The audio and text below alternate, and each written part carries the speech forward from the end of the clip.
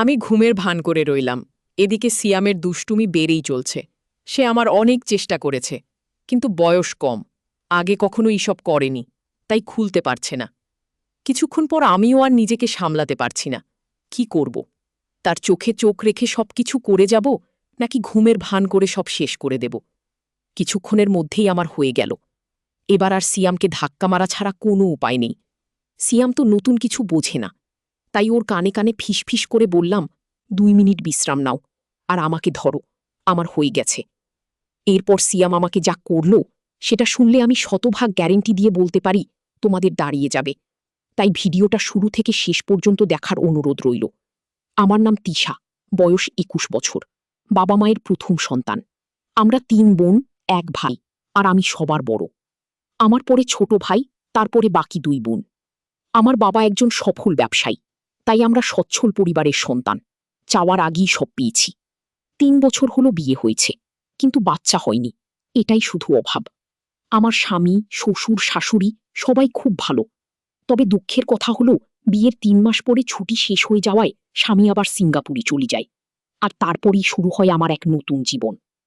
Hello বন্ধুরা, আমাদের অসাধারণ গল্পগুলো শুনতে আমাদের চ্যানেল স্টোরি লাইফকে সাবস্ক্রাইব করুন। শেষ পর্যন্ত গল্পটি শুনুন। চলুন গল্পে ফেরত যাওয়া যাক। সবসময় মন খারাপ করে থাকতাম, কিছুতেই যেন সময় কাটত না। স্বামী দিনে রাতে মিলে 20 বারের বেশি ফোন দিত না। সারাক্ষণ অস্থিরতা আর হতাশায় থাকতাম। হঠাৎ একদিন মোবাইলে ইউটিউবে ভিডিও দেখতে দেখতে স্টোরি লাইফ চ্যানেলটি পাই। চ্যানেলে অনেক মজার মজার গল্প। মায়ের সাথে ছেলে, ছেলের সাথে মা, মামুর সাথে ভাগ্নে, ভাগ্নে আমি, এরকম অনেক মজার মজার গল্প। প্রথম গল্প শুনে নিজেকেও ভদ্র লাগলেও পরে খুব মজা পাইলাম। তারপর ধীরে ধীরে স্টোরি লাইফ চ্যানেলের নিয়মিত দর্শক হয়ে গেলাম। সারাদিন শ্বশুর শাশুড়ির সেবা যত্ন, ঘর সংসার সামলানো, নিয়ম করে স্বামীর সাথে মোবাইলে কথা বলা, আর রাতে শুয়ে শুয়ে স্টোরি লাইফ চ্যানেলের গল্প দেখা আর নিজে নিজেকে শান্ত করা আমার প্রতিদিনের কাজ। গল্প শুনতে শুনতে মনটা ভিতরে ভিতরে চুরি হয়ে গেল। রাতে মাঝে মাঝে মনে হতো রাস্তা থেকে কোনো ছেলেকে ঘরে ডেকে এনে আমার ইচ্ছা পূরণ করিনি। এভাবে গল্প শুনে সময় কাটানোর কিছুদিন পর হঠাৎ একদিন আমার জীবনে এলো এই সুপুরুষ। হাসি আর ঠাট্টার ছলে নিজের অজান্তেই জড়িয়ে পড়ি প্রেমে। বিশ্বাস করেন আর না করেন, এখন আমার কাছে সারা পৃথিবী একদিকে আর অন্যদিকে আমার প্রেম। বৈধ বলেন আর অবৈধ বলেন, আমি আমার প্রেমিককে ছাড়া বাঁচব না। আমার মতো রক্ষণশীল পরিবারের সহজ সরল মেয়ে কিভাবে এমন সম্পর্কে জড়িয়ে গেলাম, সেই গল্পটাই আজ তোমাদের সাথে মন খুলে বলবো। তাহলে আর কথা না বাড়িয়ে শুরু করা যাক। কিন্তু কোথা থেকে শুরু করব ভেবে পাচ্ছি না। আর কথা বলিনি, আমার কিন্তু গল্প বলার অভ্যাস নেই। স্টোরি লাইফ চ্যানেল থেকে যতটুকু শিখেছি সেই অভিজ্ঞতা থেকে বলছি। সবসময় অন্যের গল্প শুনি, তাই ভাবলাম আজ নিজের গল্প সবার সাথে শেয়ার করি। গল্পের নায়ক বলেন আর খলনায়ক বলেন, তার নাম সিয়াম। সিয়াম আমার স্বামীর আপন বড় বোনের একমাত্র ছেলে, মানে সম্পর্কে সে আমার ভাগ্নি হয়। সিয়াম খুব শান্ত স্বভাবের ছেলে। বিয়ের সময় সিয়ামকে দেখেছিলাম, কিন্তু ভালো মতো কথা হয়নি তখন। সিয়াম তখন এসএসসি পরীক্ষার্থী, পড়াশোনার চাপে মামার বিয়েতে ঠিক মতো বাড়াতে পারেনি। সিয়ামের বাড়ি গ্রামের দিকে, তাই এসএসসি পরীক্ষায় পাশ করার পর সিয়াম আমাদের বাড়িতে, মানে আমার শ্বশুর বাড়ি থেকেই পড়াশোনা করত। আমাদের বাড়ি থেকে সিয়াম যে কলেজে ভর্তি হয়েছে তার দূরত্ব ছিল মাত্র 100 মিটার। সিয়াম প্রতিদিন সাইকেলে চড়ে কলেজে যেত। আমার শ্বশুর বাড়িতে ঘর ছিল মাত্র একটি, তবে সিয়ামের পড়ালেখার কথা চিন্তা করে বড় ঘরটার পাশে ছোট্ট পড়ার ঘর তৈরি করে দেওয়া হয়েছিল। ঘরটা চেয়ার টিভি সহ খাটিয়া ছিল, তবে রাতে সিয়াম বড় ঘরটাই 1 রুমে থাকতো। আমাদের বড় ঘরটাই 3 রুম, 1 রুমে আমি আর একটা রুমে আমার শ্বশুর শাশুড়ি থাকতো। মাঝখানে রুমটা অবশ্য ফাঁকা ছিল, তবে সিয়াম আসার পর মাঝখানে রুমটাই একটা খাট বসানো হয় এবং সিয়াম মাঝখানে রুমটাই থাকে। রাতে পড়া শেষ করে এসে মাঝখানে রুমটাই ঘুমায়। সিয়াম খুব মেধাবী, এসএসসিতে সে E+ পেয়েছি। সিয়াম কথাবার্তা খুব কম বলে, প্রয়োজন ছাড়া কারোর সাথে কথা বলি না, এমনকি তার নানা নানির সাথেও না। আর আমার দিকে ঠিক মতো তাকায় না। আমার শ্বশুর শাশুড়ি বয়স্ক মানুষ, সারাক্ষণ ঘরেই থাকেন। শ্বশুর চশমা ছাড়া ঠিক মতো চোখে দেখে না, আর শাশুড়ি হাতির মতো মোটা শরীর নিয়ে নড়তে পারি না, সারাক্ষণ বিছানায় শুয়ে শুয়ে পান চিবায়। শ্বশুর দিনের বেলায় এদিক ওদিক গেলেও শাশুড়িকে আজ পর্যন্ত ঘরের বাইরে যেতে দেখি নাই। সে যাই হোক, সিয়াম আমাদের বাড়িতে এসেছি 20 দিন হলো, এখনো অবধি আমার সাথে ঠিক মতো কথাই বলিনি। আমাকে খুব লজ্জা পায়। আমি আর সিয়াম একসাথে খাওয়া দাওয়া করি। শ্বশুর শাশুড়ির খাবার তাদের বিছানার উপর দিয়ে আসি, আর আমি আর সিয়াম একসাথে খাই। সিয়াম বাড়িতে আসার পর আমার স্বামী ব্লগ চ্যানেলের গল্প দেখা আর হচ্ছে না, কারণ পড়া শেষ করে এসে কখন ডাক দিয়ে বলবেন আমি দরজা খুলু, তাই সারাক্ষণ তার অপেক্ষায় থাকতাম। সে খুব পড়াশোনা করতো, আর রাত 10টার আগে খেতে আসতো না। মাঝে মধ্যে তো 11টা 12টা পর্যন্ত পড়তো। আমি প্রায় ঘুমিয়ে যেতাম। সিয়াম তখন সামনের দরজায় ডাক দিয়ে না পেয়ে ঘড়ির বাম সাইডের দরজায় এসে ডাকতো। অর্থাৎ আমি যে রুমটা ঘুমাতাম ঠিক ওই রুমটার বাইরে দরজার দিকে এসে ডাকতো। তখন আমি লাফিয়ে উঠে গিয়ে দরজা খুলতাম। একদিন সিয়াম অনেক রাত পর্যন্ত পড়ল। তা প্রায় রাত 12টা কি 12:30 হবে। তখন আমি ঘুমিয়ে বিভোর। সিয়াম এসে প্রায় 10-15 মিনিট ডাকাডাকি করেও আমাকে জাগাতে পারছিল না। উপায় না পেয়ে সে রান্নাঘর থেকে মাছ ধরার ছিপ দিয়ে জানালার ফাঁক দিয়ে আমাকে গোত্তা মারল। আমি লাফিয়ে উঠলাম। তারপর গিয়ে দরজা খুলে দিলাম। আমি ভাত খাওয়ার জন্য বাসন পরিষ্কার করতে চাইলে সিয়াম বলি, মামি আমি ভাতও খাবো না, তুমি শুয়ে পড়ো। আমি বললাম, কেন? ভাত খাবে না কেন? ভাত না খেয়ে কেউ রাতে ঘুমায়। সিয়াম বলল, না, তোমার চোখে অনেক ঘুম। এমনিতেই তোমাকে রোজ রাত জাগিয়ে কষ্ট দিই। আজ অনেক রাত হয়েছে, এবার তুমি শুয়ে পড়ো, আমি সকালে উঠে খাব। আমি বললাম, আমার কোনো সমস্যা নেই, তোমার যতক্ষণ মন চাই পড়ে এসো, মাঝে মধ্যে চোখটা একটু লেগে যায় আর কি। তখন সিয়াম বলল, আমার জন্য তুমি শুধু শুধু জেগে থাকবে কেন? কাল থেকে আমি পড়ার ঘরটাই ঘুমাব। আর নানা নানিকে যখন খাবার দাও তখন আমাকেও ডাক দিয়ে ওই সময় তুমি আমিও খেয়ে নেব। আমি বললাম, সন্ধ্যা রাতে খেয়ে নিলে রাত জেগে পড়তে পড়তে ক্ষুধা লাগবে যখন, তখন কি খাবে? আর তাছাড়া এত বড় ঘর থাকতে তুমি ঘরে ঘুমাবে কেন? আমি কি কখনো বলেছি তোমার জন্য আমার সমস্যা হচ্ছে? তুমি কি বাইরের কেউ? তুমি তো আমাদের নিজেদের মানুষ, তোমার জন্য এটুকু করতে পারব না? সিয়াম বলল, ঠিক আছে, আমি অনেক রাত হয়েছে, এবার ঘুমাও, এ ব্যাপারে সকালে তোমার সাথে আলাপ করব। এটা বলেই সিয়াম সোজা তার বিছানায় গিয়ে শুয়ে পড়ল, আর আমিও আমার রুমে চলে আসলাম। তবে আর যাই হোক, আজ প্রথম সিয়াম আমার সাথে এত কথা বলেছে, কিন্তু একবারও আমার চোখের দিকে তাকায়নি। এখন সকাল 8টা, সিয়াম এখনও ঘুম থেকে ওঠেনি। কাল অনেক রাতে ঘুমিয়েছে, তাই একটু বেশি ঘুমাচ্ছে। এমনিতে প্রতিদিন সকাল 6টার সময় ঘুম থেকে উঠে উঠোনে হাঁটাহাঁটি করে। সিয়ামকে কখনো সকালে পড়তে দেখিনি। সিয়ামকে ডাক দিতে হবে, কারণ 10টায় ক্লাস আছে। তাই সিয়ামকে ডাক দিলাম, সিয়াম, সিয়াম, উঠ, 8টাই বাজে, কলেজে যাবে না? সিয়াম বলল, কটা বাজে? আচ্ছা, 1টা বাজে বলতেই লাফিয়ে উঠল। তারপর গোসল করতে গেল। মিনিট 10-এর মধ্যে গোসল শেষ করে নাস্তা খেয়ে সোজা কলেজে চলে গেল। এরপর ঠিক 2টার সময় কলেজের ক্লাস শেষ করে বাসায় ফিরল। মাঝে মধ্যে অবশ্য 1টার দিকে চলে আসে। পড়ার ঘরে বই খাতা রেখে গোসলখানায় হাত মুখ ধুতো করতে গেল। এদিকে আমি খাবার নিয়ে বসে আছি। সিয়াম ঘরে আসলো। তারপর আমরা দুজনেই একসাথে দুপুরের খাবার খেলাম। খাবার খাওয়ার সময় কোনো কথা হলো না, শুধু জিজ্ঞেস করেছিলাম কলেজে ঠিক মতো ক্লাস হয় কিনা। বাচ্চা ছেলের মতো মাথা নেড়ে শুধু বলেছি হ্যাঁ, শুধু এইটুকুই। খাবার খেয়ে সিয়াম তারপর আর ঘরে গিয়ে শুয়ে রইল। সিয়াম অবশ্য দিনের বেলা ওই ঘরে ঘুমায়। সন্ধ্যা হয়ে গেল, সিয়াম ঘুম থেকে উঠছে না। আমি পড়ার ঘরটায় গিয়ে সিয়ামকে ডাক দিলাম। আমার ডাক শুনে ঘুম থেকে উঠে বিছানায় বসল। আমার দিকে তাকিয়ে বলল, কি হয়েছে, ডাকছো কেন মামি?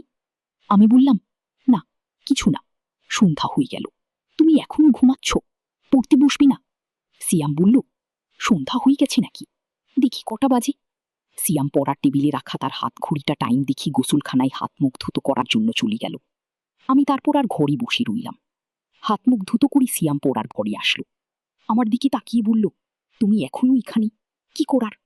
রান্নার কাজ শেষ। আমি বললাম, সেই কখন শেষ করেছি, কেন ক্ষুধা লাগছে নাকি? সিয়াম বলল, আরে না, কি যে বলো, এই সন্ধ্যার সময় ক্ষুধা লাগে নাকি? তবে চা হলে ভালো হতো। আমি বললাম, চা পাতা মনে হয় ঘরে নেই, কাল থেকে তোমাকে চা করে দেব, ঠিক আছে? সিয়াম বলল, ঠিক আছে, এখন যাও, আমি পড়তে বসো। আমি বললাম, আচ্ছা বাবা, তুমি মনোযোগ দিয়ে পড়ো। আমি গেলাম। আমি আমাদের বড় ঘরটায় চলে আসলাম। ঘণ্টা দুজেক পরে শ্বশুর শাশুড়িকে রাতের খাবার দিলাম। শ্বশুর শাশুড়ি খাচ্ছে, আমি পাশেই বসে আছি।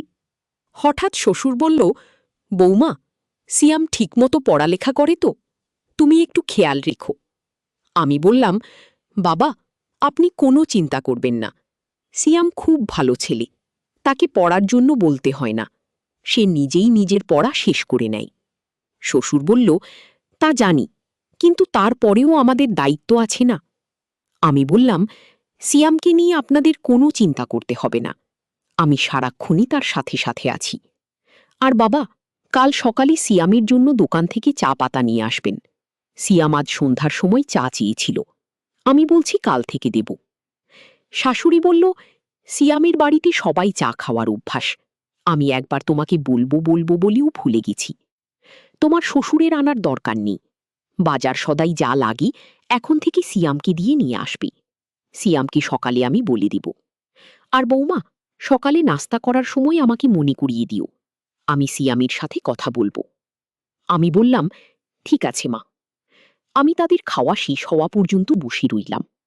খাওয়া শেষে বাসনপত্র গুছিয়ে আমার রুমে গিয়ে মোবাইলে বাড়িতে মায়ের সাথে কথা বললাম। কথা বলতে বলতে রাত প্রায় 10টা বেজে গেল। এবার দেখি সিয়াম কি করছে। আমি দরজা খুলি সিয়ামের পড়ার ঘরের কাছে গেলাম। ঘরের কাছে যেতেই সিয়ামের পড়ার শব্দ পেলাম। পড়ার শব্দ পেয়ে আমি আর ঘরে ঢুকলাম না, কারণ সিয়াম রাগ করতে পারে। তাই বড় ঘরে চলে আসলাম। রাত প্রায় 11টার উপরে, কিন্তু সিয়াম এখনো ঘরে আসছে না। আমি একা একা জেগে আছি। পড়ার ঘরে যাব সেটাও সাহস পাচ্ছি না, কারণ আমি রাতের বেলা অন্ধকারে ভয় পাই। তাই বাইরে না গিয়ে সামনের জানালা খুলে বসে রইলাম। অপেক্ষার পর অপেক্ষা, কিন্তু সিয়াম ঘরে আসছে না। পড়ার ঘরে না হয় ঘুমাবি, কিন্তু খেতে আসবি তো। আমার কিছু ভালো লাগছে না। কি করব ভেবে পাচ্ছি না। শ্বশুর কি থাকবো না তাও বুঝতে পারছি না। এভাবে অপেক্ষা করতে করতে রাত প্রায় 12:30 বেজে গেল। এরপর আমি অপেক্ষা করতে করতে কখন যেন ঘুমিয়ে গেলাম। সকালে ঘুম থেকে উঠে শাশুড়িকে আমি জিজ্ঞেস করলাম, মা, সিয়াম ঘরে আসে নাই? শাশুড়ি বলল, না। কেন, কি হয়েছে বৌমা? আমি বললাম, না কিছু না মা, সিয়াম কাল রাতে বড় ঘরে আসে নাই, পড়ার ঘরে ঘুমিয়েছি। আমি অনেক রাত পর্যন্ত অপেক্ষা করি, কখন যে ঘুমিয়ে পড়েছি নিজেও জানি না। শাশুড়ি বলল, কি বলবো মা, সিয়াম পড়ার ঘরে ঘুমাবে কেন? এই ঘরে কি তার সমস্যা হয়? আমি বললাম, কি জানি মা, আমি তো সারাক্ষণই তার খেয়াল রাখি। আমার মনে হয় সিয়াম আমাকে লজ্জা পায়। আচ্ছা, আমাকে লজ্জা পাওয়ার কি আছে? আমি তোমার মতোই, তাই না? শাশুড়ি আমাকে বলল, সিয়ামকে ডাকো, সে তোমাকে লজ্জা পাবে কেন? তুমি তো তাকে অনেক খাতির যত্ন করছো, সেটা তো আমি নিজেই দেখছি। তাহলে সে এমন করবে কেন? এটা তো ঠিক না। সেখানে লেখাপড়া করবে, যখন যা লাগবে তোমাকে বলবে, তুমি না দিলে আমাদের বলবে। আর তুমি তো আমার লক্ষ্মী বৌমা, কত সুন্দর করে সংসারের সব দায়িত্ব নিজের কাঁধে নিয়েছেন। কি, সিয়াম কই, ডাকো তাকে। আমি বললাম, ঠিক আছে মা, আপনি চিন্তা করবেন না, কয়দিন গেলে এমনিতেই লজ্জা চলে যাবে। দেখি সিয়াম কি করছে। এখনও ঘুম থেকে কেন উঠছে না? আর তার উপরে বাজে কলেজের সময় হয়ে যাচ্ছে না? আমি শাশুড়ির সাথে কথা বলে সিয়ামের পড়ার ঘরে গেলাম। এখনও দরজা বন্ধ, তার মানে সিয়ামের ঘুম ভাঙেনি। আমি দরজায় টোকা মেরে সিয়াম সিয়াম বলে ডাকতে লাগলাম। সিয়ামের কোনো সাড়া শব্দ নেই। অনেকক্ষণ ধরে ডাকছি, কিন্তু তার কোনো হুঁশই নেই। ঘরটা আবার কোনো জানালা নেই যে তাকে জানালার পাশে গিয়ে ডাকি। পুরো ঘরটা একটাই দরজায়। হোক, এবার জোরে জোরে দরজায় থাপ্পড় মারতে থাকলাম। প্রায় 15-20 মিনিট ডাকাডাকির পর সিয়াম দরজা খুলল। দরজা খুলেই আবার বিছানায় গিয়ে শুয়ে পড়ল। আমি বুঝতে পারলাম না ঘুমে কাতর আছে নাকি অসুস্থ হয়ে পড়ল। আমি ঘরে ঢুকে তার মাথায় হাত দিলাম। হাত দিতেই দেখি শরীরে প্রচণ্ড জ্বর। শরীরটা যে পুড়ে যাচ্ছে। আমি ভয় পেয়ে গেলাম। দৌড়ে বড় ঘরে এসে শাশুড়িকে বললাম। শাশুড়ি তো আবার সুন্দরপনের হাতে, চলাফেরা করতে পারে না। তাই আমাকে বলল, বৌমা, সিয়ামের শরীরটা ভিজা কাপড় দিয়ে মুছে দাও, আর কপালে জলপট্টি দাও। আমি শাশুড়ির কথা মতো বালতিতে পানি নিয়ে সিয়ামের শরীর থেকে কাঁথা সরিয়ে তার টি শার্ট খুলে সারা শরীর ভিজা কাপড় দিয়ে মুছে দিলাম। তারপর কপালে জলপট্টি দিলাম। প্রায় ঘণ্টাখানিক তার পাশে বসে রইলাম। এরপর আস্তে আস্তে সিয়াম চোখ খুলতে লাগল। আমি তাকে ধরে উঠে বসলাম। বসানোর পর সিয়াম আমাকে বলল, মামি, রাতে যখন জ্বর অনুভব করি তখন সাথে সাথে গিয়ে তোমাকে ডাক দিয়েছিলাম, কিন্তু তুমি গিয়েছিলে তাই তোমাকে আর বেশি ডাকাডাকি করিনি। আমি বললাম, এটা কোনো কথা হলো সিয়াম? তুমি অসুস্থ, একা একা এই ঘরে কেন ঘুমালে? আমার জানালায় জোরে থাপ্পড় মারতে, নয়তো বাম দিকের দরজাটা জোরে এক লাথি মারতে। এভাবে একা একা কষ্ট করার কোনো মানে হয়? এভাবে 10 মিনিট কথা বলার পর সিয়াম উঠে দাঁড়ালো। তারপর খাট থেকে নেমে সোজা গোসলখানায় গেল। গোসলখানা থেকে হাত মুখ ধুত করে বড় ঘরে গেল।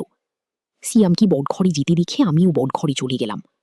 বটঘরে এসে তাকে নাস্তা দিলাম। নাস্তা করতে করতে তার শরীরের জ্বর কিছুটা কমে গেল। কলেজে যাওয়ার মতো সময় আর শরীরের কন্ডিশন কোনোটাই ছিল না। তাই সিয়াম আজ কলেজে গেল না, বাড়িতেই হাতাহাতি করছে। আমি রান্না করছি। হঠাৎ দেখি সিয়াম আমার পিছনে দাঁড়িয়ে আছে। আমি বললাম, কি ব্যাপার, রান্না শিখবি নাকি? সিয়াম বলল, না, ভাবছি তুমি সারাদিন একা একা কত কাজ করো, সবার খেয়াল রাখো। সত্যিই তুমি অনেক ভালো। কেন যে তোমার সাথে এতদিন কথা বলিনি। আমি আসলে তোমাকে লজ্জা পেতাম, তাই তোমার সামনে কম আসতাম, কম কথা বলতাম। তাছাড়া আমি মেয়েদের কাছ থেকে একটু দূরেই থাকি। আমি বললাম, কেন? মেয়েদের কাছ থেকে দূরে কেন? মেয়েরা, এরা কি বাঘ না ভাল্লুক? সিয়াম বলল, আরে না, তুমিও দেখছি কলেজের মেয়েদের মতো কথা বলো। আমি বললাম, কলেজে আবার মেয়ে বন্ধু নাই তো? সিয়াম বলল, আরে না, আমাদের ক্লাসের একটা মেয়ে আছে, অর্থাৎ গায়ে পড়ি কথা বলি। আমি বললাম, তাই নাকি? আমি এটার নাম কি? সিয়াম বলল, বিশ্বাস করো, আমি ওর নামও জানি না, আর জানার ইচ্ছাও নাই। তাকে দেখলেই আমার প্রচণ্ড রাগ হয়। গায়ে পড়ে কথা বলা মেয়েদের আমি একদম পছন্দ করি না। আমি বললাম, তাহলে তো তুমি আমাকে পছন্দ করো না, কারণ আমিও তোমার গায়ে পড়ে কথা বলি। সিয়াম বলল, তুমি কি বাহিরের মানুষ নাকি? তুমি তো আমার সাথে যখন খুশি কথা বলতে পারো। বলতে গেলে তোমার সাথে কথা না বলে আমি অপরাধ করেছি। তোমার জায়গায় অন্য কেউ হলে এতটা খেয়াল রাখত না। তুমি সত্যিই খুব ভালো। আমি বললাম, হয়েছে, আর হাওয়া দিতে হবে না। এবার যাও, আমার মোবাইলটা দিয়ে তোমার মাকে ফোন দাও, তোমার অসুখের খবর জেনে গেছে। সিয়াম বলল, মাকে আবার জানালে কেন? আমি বলিনি, তোমার নানি বলেছে। নানি, এই নানিকে নিয়ে আর পারলাম না, সব কিছুতেই বাড়াবাড়ি করে।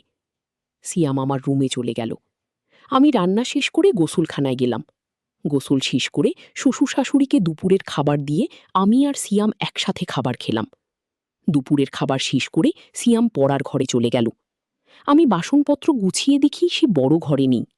আমি সিয়ামের পড়ার ঘরে গিয়ে সিয়ামকে ডাক দিয়ে বললাম, এই ঘরে ঘুমানোর দরকার নেই, বড় ঘরে আসো, আবার শরীর খারাপ করলে উঠে দাঁড়াতে পারবে না। সিয়াম তখন আমার কথা অমান্য করল না। আমার পিছন পিছন বড় ঘরে এসে মাঝখানে রুমটার খাটে বসে রইল। আমি তাকে বললাম, সিয়াম, মাঝে রুমে ঘুমাতে অসুবিধা হলে তুমি আমার রুমে গিয়ে ঘুমাও। আমি দুপুরে বেশি ঘুমাই না, তুমি যাও, আমার রুমে গিয়ে ঘুমাও। আসলে মাঝে রুমটা একটু খোলামেলা তো, তাই সিয়াম এখানে ঘুমাতে স্বাচ্ছন্দ্য বোধ করে না। তারপর সিয়াম আমার কথা মতো আমার রুমটা গিয়ে শুয়ে পড়ল। এদিকে শাশুড়ি ডাকছে, পান খাবে, চুনের কোটা খুঁজে পাচ্ছে না। চুনের কোটা দিতেই শাশুড়ি জিজ্ঞেস করল, সিয়াম কোথায়? আমি বললাম, মা, সিয়াম আমার রুমে ঘুমাচ্ছে, পড়ার ঘরে গিয়ে শুয়েছিল, আমি নিয়ে এসেছি। বলা তো যায় না, আবার কখন শরীরটা খারাপ করে বসে। আর মাঝের রুমটায় সিয়াম ঘুমাতে পছন্দ করে না, এজন্য আমি বলেছি আমার রুমে গিয়ে ঘুমাতে। শাশুড়ি বলল, ভালোই করেছে, মাঝের রুমটা আসলে থাকার উপযুক্ত না। দেখো, সিয়ামকে বলো এখন থেকে তোমার সাথে ঘুমাতে, রাতে পড়া শেষ করে তোমার সাথে ঘুমাবে। তুমি তো আর তাকে কম আদর যত্ন করছো না, তোমার কথা না শুনে পারবে না। আমি বললাম, মনে হয় না আমার সাথে ঘুমাবে, তবে আজ আমার সাথে অনেক কথা বলেছে। এতদিন তো লজ্জায় কথাই বলেনি, আজ মামির সাথে খুব কথা বলেছে। শাশুড়ি বলল, বলেছিলাম না, কয়েকদিন গেলে ঠিক হয়ে যাবে। আর তুমি যে খাতির যত্ন করছো, ওর মাছেই কম না। আমি বললাম, কি বলেন মা, সিয়াম তো আমাদের ছেলের মতোই। তাছাড়া সিয়ামের মামা সিয়ামকে অনেক ভালোবাসে, প্রতিদিনই ফোনে সিয়ামের খোঁজ খবর নেয়। সিয়ামকে কি আমি যত্ন না করে পারি? শাশুড়ি বলল, না রে মা, তোর মতো বড় পাওয়া ভাগ্যের ব্যাপার। এই বলে শাশুড়ি প্রায় কেঁদে দিল। আমি চলে আসলাম আমার রুমে, এসে দেখি সিয়াম ঘুমায়নি, মোবাইলে গেমস খেলতে আছে। আমি বললাম, গেমস খেলার দরকার নেই, রাতে জ্বরের জন্য ভালোমতো ঘুমাতে পারোনি, এখন একটু ঘুমাও। সিয়াম বলল, তুমি কি করবে, তুমি ঘুমাবে না? আমি বললাম, না, আমি ঘুমাবো না, আর ঘুমালেও সমস্যা নেই, খাদ্য আর ছোট না, তোমার পিছনে শুয়ে পড়ব। সিয়াম বলল, কি বলো, আমি কারো সাথে ঘুমাই না, আমি একা একা ঘুমাতে পছন্দ করি। তাছাড়া আমার ঘুমের স্টাইল ভালো না, ঘুমের মধ্যে হাত পা কখন কোথায় যায় নিজেও জানি না। আমি হেসে বললাম, হাত পা আর কোথায় যাবে? এই রুম ছেড়ে তো আর যাবে না। সিয়াম বলল, তুমি তো দারুণ কথা জানো, হাসতে হাসতে তুমি খুব মজার মানুষ, তোমার মনটা অনেক ভালো। আমি বললাম, এত ভালো ভালো বলা লাগবে না, এবার ঘুমানোর চেষ্টা করো। তোমার অমত থাকলে আমি মাঝে রুমে গিয়ে ঘুমাই, সিয়াম বলল, না না, সমস্যা নেই, আমার চোখে এত ঘুম নেই এখন। তুমি সারাক্ষণ কাজকর্ম করো, তোমার এখন একটু বিশ্রাম দরকার। তুমি ঘুমাও, আমি সাইলেন্ট মোডে তোমার মোবাইলটা একটু গেম খেলি। আমি বললাম, আচ্ছা, তুমি গেমস খেলা, আমি ঘণ্টাখানেক ঘুমাই। এই বলে আমি ঘুমিয়ে পড়লাম। ঘুম থেকে উঠে দেখি সিয়াম নেই। ঘরের বাহিরে গিয়ে দেখি উঠোনে হাত আছে। সন্ধ্যা ঘনিয়ে আসছে। এর মধ্যে আমি রান্নাঘরে গিয়ে সিয়ামের জন্য নুডলস বানালাম। সিয়াম নুডলস দেখে খুব খুশি। তারপর নুডলস খেয়ে পড়ার ঘরে গিয়ে পড়তে বসল। ঘণ্টাখানেক পড়ার পর আমি গিয়ে তাকে নিয়ে আসলাম। বললাম, আজ আর এত পড়ার দরকার নেই, শরীর ভালো হলে কাল থেকে আবার পড়া শুরু করবে। সিয়াম আমার সাথে বটঘরে চলে আসলো। রাতের খাবার খেয়ে ওঠার আগেই শাশুড়ি সিয়ামকে ডাকল। সিয়াম, সিয়ম, আসছি নানি। কি হয়েছে, ডাকছ কেন? সিয়ামের নানি বলল, ওই ছোট্ট ঘরটা বানিয়েছি তোর পড়ার জন্য, থাকার জন্য না। মাঝে রুমটা ঘুমাতে না পারলে তোর মামির সাথে ঘুমাই। তোর মা আমি কি তোকে কম আদর করি? মুরব্বিদের কথা শুনতে হয়, শুধু লেখাপড়া করলেই হয় না, আদব কায়দা শিখতে হয়।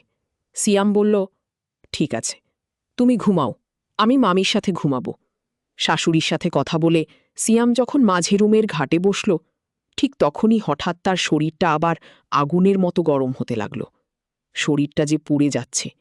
সিয়াম মামি, মামি বলে ডাকতে লাগল। আমি আমার রুমে ছিলাম। দৌড়ে গেলাম সিয়ামের কাছে। আমি বললাম, কি হয়েছে?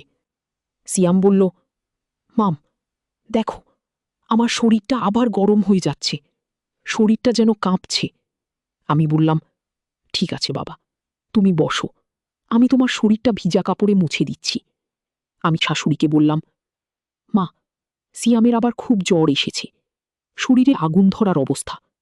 কি করব? শরীরটা মুছে দাও।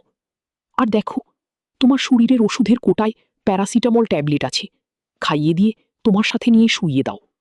রাতে জ্বর না কমালে সকালে ডাক্তারের কাছে নিয়ে যাই। আমি শাশুড়ির কথা মতো তাই করলাম। আমার রুমে নিয়ে খাটে শোয়া, তার সারা শরীর ভিজা কাপড় দিয়ে মুছে দিলাম। সিয়াম জ্বরের খুব কাছে দেখে আলমারি থেকে কম্বল নামিয়ে দিলাম। আমি আর সিয়াম পাশাপাশি শুয়ে রইলাম। আমি সিয়ামের মাথায় হাত বোলাতে লাগলাম। জ্বরে সিয়ামের শরীর ভূমিকম্পের মতো কাঁপছে।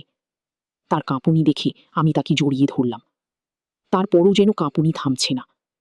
অনেকক্ষণ পর কাঁপুনি একটু কমেছে। এবার তার চোখে একটু ঘুমও দেখা যাচ্ছে। এদিকে আমার চোখে ঘুম এসে গেছে। আমি সিয়ামের মাথায় হাত বোলাতে বোলাতে কখন জানি ঘুমিয়ে গেলাম। গভীর রাতে সিয়ামের জ্বর আবার বেড়ে যায়, কিন্তু আমি টের পাইনি। জ্বরের কাঁপুনিতে সিয়াম আমাকে জড়িয়ে ধরে। সিয়াম যখন আমাকে ধরেছিল, সম্ভবত আমার এলোমেলো ছিল। আমার স্পর্শে তার ইচ্ছার বিরুদ্ধে তার শক্ত হয়ে যায়। নিজেকে সামলাতে না পেরে অবশেষে আমার করতে থাকি।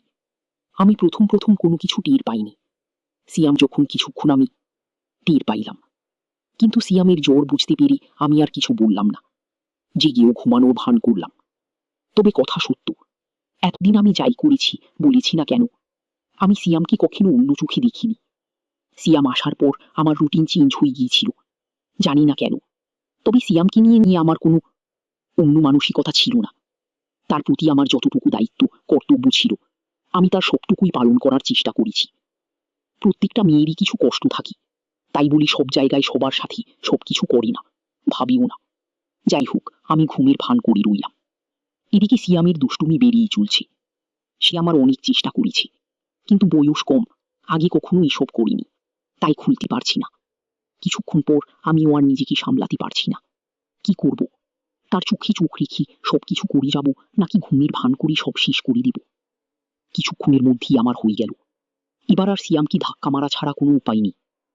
সিয়াম তো নতুন কিছু বোঝে না, তাই ওর কানে কানে ফিস ফিস করে বললাম, 2 মিনিট বিশ্রাম নাও, আর আমাকে ধরো, আমার হয়ে গেছে। এরপর সিয়াম আমাকে সকাল হতেই আমি নাস্তা তৈরি করতে চলে গেলাম রান্নাঘরে। নাস্তা করি প্রতিদিনকার মতো কাজকর্ম করতে লাগলাম। সিয়াম নাস্তা করি পড়ার ঘরে চলে গেল, কলেজে গেল না। গোসল করার সময় যখন হলো, তখন পড়ার ঘর থেকেই জড়ি জড়ি মামি মামি বলে ডাকতে লাগলো। আমি গিয়ে বললাম, কি হয়েছে? সিয়াম বলল, আসলে ঘরে একবার করে গিয়ে গোসল করি। আমি বললাম, শোন সিয়াম, রাতের খাবার রাতে খেতে হয়, আর প্রয়োজনের বেশি কোনো কিছু ভালো না। দিনের বেলায় কখনো কল্পনাও করি না, যদি কখনো কারো চোখে পড়ে বা কোনো প্রকার সন্দেহ হয়, তাহলে তোমার আমার দুজনের জীবনই নষ্ট হয়ে যাবে। আমি যা বলি তা অক্ষরে অক্ষরে পালন করবি, তা না হলে জীবন নষ্ট হয়ে যাবে, সমাজে মুখ দেখাতে পারবি না। বুঝতে পারছি।